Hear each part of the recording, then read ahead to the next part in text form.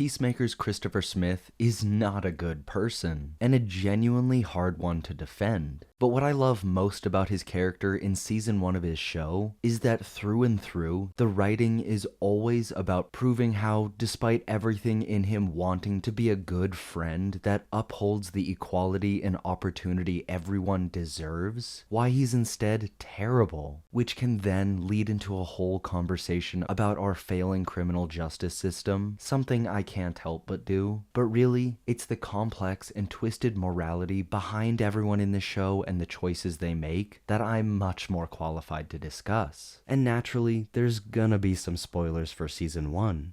Welcome to Sandwich Reviews. I'm that sandwich guy, your nihilistic optimist, and before season 2 of Peacemaker comes out and gives us even more moments to dissect, I want to try and nail down exactly what kind of twisted sense of morality Christopher Smith and everyone else surrounding him operates on. Because when it comes down to it, at least my hope is that most viewers want to be someone good like Superman, the perfect, most idealized person we all should aspire to be, who is always there to do the right thing. Yet, every single one of us is closer to Peacemaker, prone to anger and resentment, deeply troubled, and entirely unsure of who he is. And that's the journey Chris goes on in his first season. James Gunn, who wrote most of Peacemaker, could have taken this show in the direction of just depicting the crazy antics of someone who cherishes the vague concept of peace so much he's willing to kill any number of men, women, and children to get it. And I do believe that was what Chris believed in, yet Gunn chose to instead dissect and challenge that idea, all to get to the bottom of why someone would define themselves like that. Because in broad strokes, looking at the facts of who Chris is and what he does after some of the events of Peacemaker season 1, it's clear he just wants to be an egalitarian, which for those that weren't aware, is defined as a belief in human equality, especially with respect to social, political, and economic affairs. That or a social philosophy advocating for the removal of inequalities among people. And that might just come down to Chris rebelling against his scum of the earth father, who stands for pretty much everything against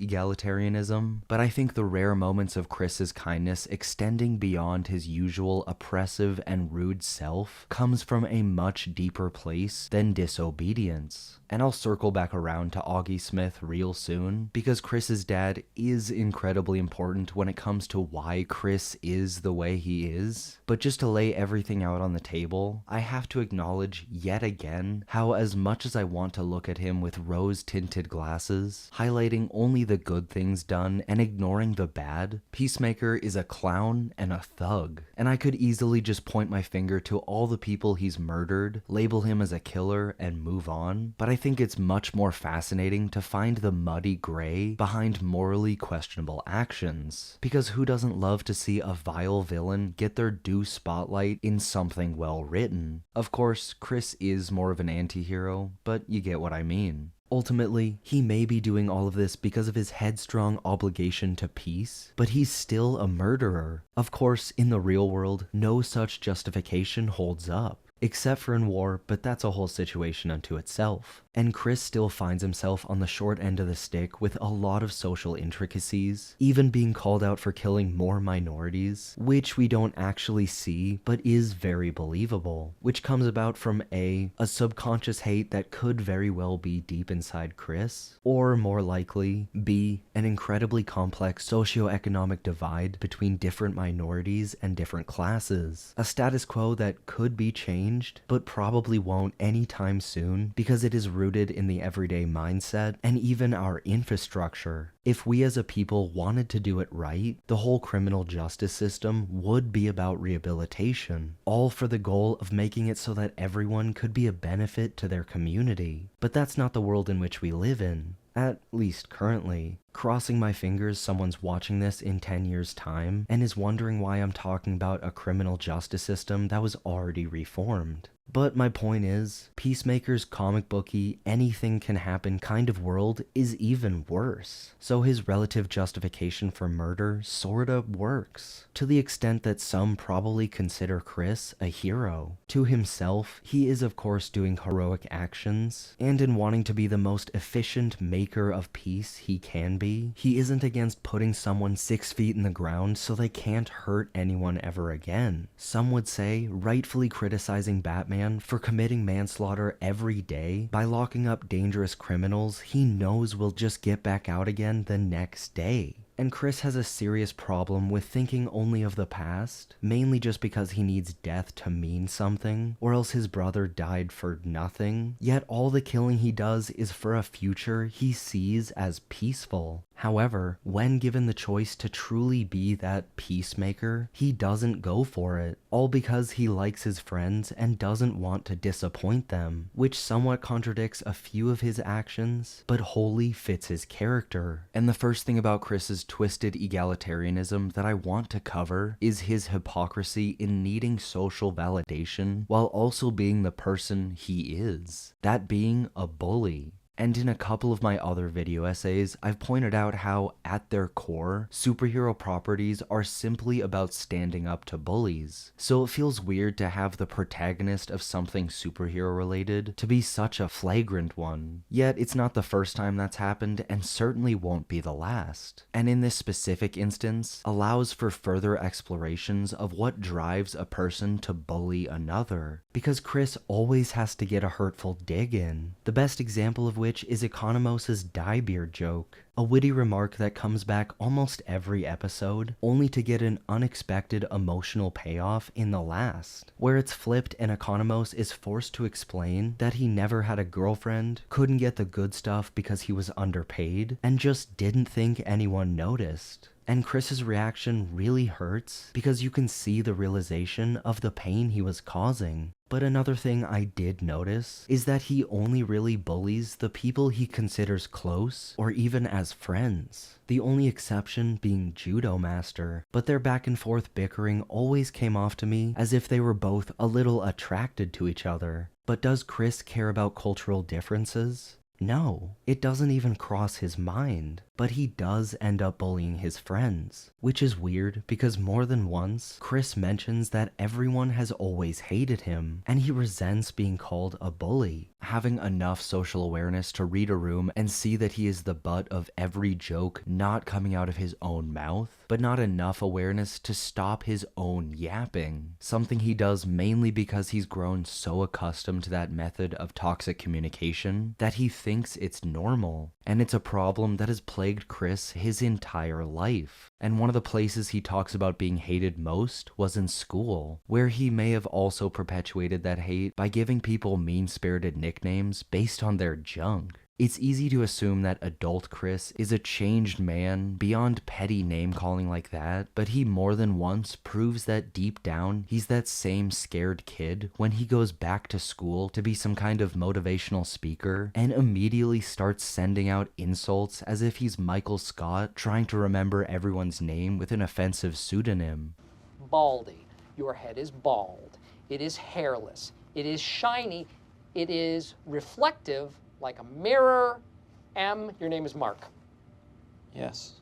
And to be fair, one criticism of this show is how a large portion of it is humorous and played for laughs, spending time to set up jokes that, if cut, wouldn't change anything in the plot or overall story, with a lot of that being the same old James Gunn joke of someone saying something slightly incorrect and someone else correcting them. And there's plenty of situational humor that negates that criticism for me, yet even that rinse and repeat joke from Gunn has a lot of subtext in this show specifically, because in that, we see Chris constantly getting angry at someone for the smallest reasons and overreacting. I'm mainly just looking at the half-dozen times him and Vigilante were having a conversation, and because of Vigilante's bewildering misgivings of social situations and reading people, Chris freaks out on him. Which is all because Chris is either protecting himself from getting emotionally damaged, attacking someone before they can hurt him, or attempting to tip what he sees as the cosmic scales of righteousness back to balance. In a perfect world, mainly just one where Chris wasn't taught right and wrong by a racist tool, he wouldn't find little ways to establish dominance. But he is the person he is. I have a feeling season 2 is going to dive headfirst into that idea, maybe even depicting an Auggie that is,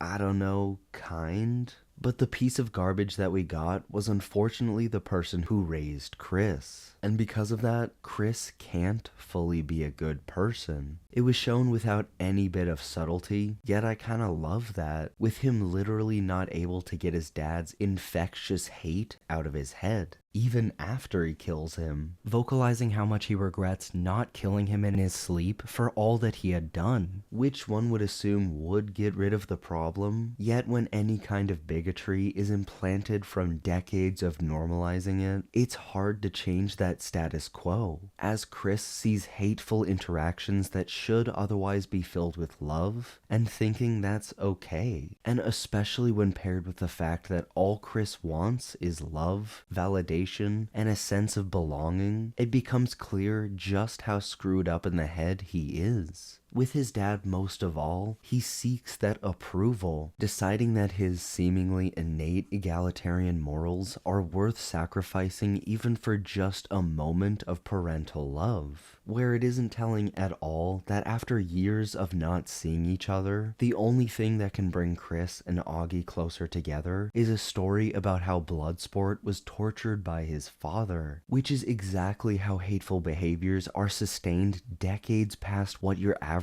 person views as socially acceptable. Young and malleable minds wanting to fit in and be accepted, only to prolong that unacceptable conduct onto the next batch of malleable minds. On and on until that cycle dies, or more likely, transforms into something even worse. After all, fear of the other is learned. Racism is learned. So to perpetuate vile thoughts and ideas like that, they need to be passed down from one generation to another. Sometimes it's subconscious, with Auggie being an exaggeration, yet he's not too far off from the ugly truth. Of course, and changing topics just slightly, like most comic book characters, there was a formative event that happened in his childhood that changed him forever. That obviously being the moment he accidentally killed his brother, a moment Chris immediately internalized to declare his mission of peace at any cost. After all, if he did enough in the name of order and tranquility, maybe he could be forgiven for what he did to his brother. I fully believe that if raised alongside his brother for his entire childhood, even with the Auggie we all know and hate, Chris probably would have been a good person, with him and his brother denouncing the idea of white power before they even have a full grasp on how terrible it is. Chris still doesn't believe in that, but that's because of his unshaking idea of everyone, no matter their background, deserving a chance in the name of peace, which in part comes from his ability to relate to people's pain because his father vilified and othered him for basically everything, but especially his sexuality. Because along with what Chris seemingly believes, I most certainly think that as long as you're not hurting anyone, you do you. But anyway, with Chris, after just a short time with his found family, the 11th Street kids convince Chris that there are more important things than the utilitarian mindset of killing for peace. So when Chris is given the choice to uphold his oath on a global scale with the butterflies, he can't, because that would betray his friend's trust, something he felt the pain of very recently and knows doesn't feel great, which applies to everyone but is best highlighted by the character of Leota Adebayo. And I am so glad season 1 of this show chose to focus on the ups and downs of the friendship between Chris and Leota, who despite their cultural differences, still have an innate and heartwarming genial chemistry, because Gunn could have easily just had the change that Chris undergoes come about from his love for Harcourt. In fact, it probably would have been considerably simpler to write, with Chris instantly falling for her and presumably wanting to impress her at every turn. But more than that, thanks to the validation and genuineness that comes from Leota, at least at first, all Chris wants to do is remain her friend, which is where the twisted sense of egalitarianism rears its head again. Following the strict definition, everyone is included in equality, but for Peacemaker and the characters around him, owing to the journey they go on in Season 1, it's much more about protecting your own, which on paper sounds more like the bigotry that Auggie believed in, yet can be good. Everyone deserves kindness, and in a perfect world, everyone should communicate with warmth 100% of the time, but there's nothing wrong with waiting to see how someone is going to reciprocate your kindness, because it's only after they give you that approval that loyalty can inherently follow, yet that all has to sequentially happen for people to feel they can give their trust. Like a lot of naive people, Leota sees that capacity for good in everyone, and because of that, is unable to kill. Although she's not a perfect person, mostly thanks to what I presume was not a great childhood and the constant pressure she feels from her mom, Amanda Waller. Leota betrays the trust given to her by Chris, and it really sucks to see, with Chris visibly walking back the faith he'd put into the 11th Street kids once that happens. Leota justifies her actions with the excuse of Chris's violent past and conspiratorial beliefs, but she knows full well the damage she is doing, and the interactions that follow because of that are some of my favorite, particularly when Harcourt calls out Leota's piousness, because it's incredibly easy to take Harcourt's view too far, or dissect it just a little to find its hypocrisy, but especially in the comic booky espionage world that Peacemaker and Argus as a whole operate in, Harcourt is right when she says that the only lives that matter are the ones that fight beside them. Heroes save random strangers all the time because it is the right thing to do, but for your average untrained and fragile person, risking your life for someone you don't know could be foolish. I know, all life is sacred and should be saved above all else, but frankly, I gotta rewatch Superman to really feel that again, because as much as I want to be punk rock and see the good everywhere, I'm more often like Lois, skeptical and hesitant. I'm willing to bet most people are virtuous and ethical, though that really does depend on the day, yet every once in a while, you meet someone who completely flips your idea of the evil humanity is capable of. Because when Chris was met with a true psychopath, not like Vigilante, who is psychotic and finds enjoyment in killing people, but a straight up true remorseless killer who sees no point in social decorum, it terrifies him. And it's not like seeing someone like that will take you back to square one of not trusting anyone, because truthfully it actually helped Chris realize the damage he was doing as a cruel vindicator of peace, but also finally forces him to reconcile with how he'd lost touch with his mission, because Chris no longer saw the need to kill any man, woman, and child that stood in the way of peace. And on top of that, applying Harcourt's philosophy of prioritizing those fighting beside you, of course Chris wasn't going to choose the butterflies. As much as a part of him still wanted to be the peacemaker he imagined himself as a child, he knows that the world is filled with more colors than just black and white, where the worst people are capable of good, and the good people are capable of being the worst. And luckily, nobody's defined by their worst actions and is deserving of nuance. From their background or recent experiences, everyone's got a hell of a story to tell. Sometimes you'll run across someone like Chris, who he himself describes as more of a chode, meaning that despite his outwardly uninviting and hostile self, has the potential for kindness, because not everyone's a shower. Sometimes they're an emotional grower. But those are my thoughts on Peacemaker's twisted and sometimes hypocritical sense of egalitarianism. Do you agree? Are you excited for Season 2? Drop a comment and let me know. And as always, thanks for watching. Make sure to leave a like, subscribe for weekly video essays and reviews, and enjoy a delicious sandwich.